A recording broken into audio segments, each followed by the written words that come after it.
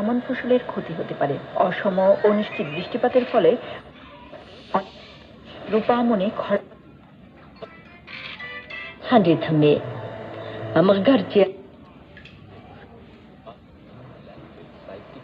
স্থায়ীভাবে বন্ধ ঘোষণা করা হয়। স্থানীয় প্রশাসন এই বিশাল বর্জ্যের সম্পূর্ণ বৈজ্ঞানিক উপায়ে মাটি ও আধুনিক প্লাস্টিক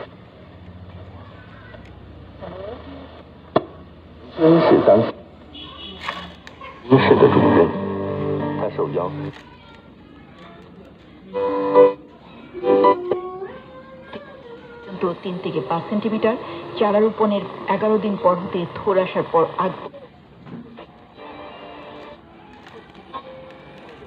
আমনে খরা আক্রান্ত হতে দেখা যায়, যার ফলে খরা আক্রান্ত এলাকায় ফলন 15 থেকে 60% পর্যন্ত।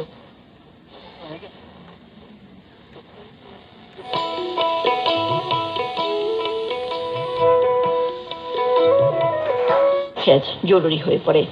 আমন ধানের খরার প্রভাব সাধারণত দেখা যায় আমন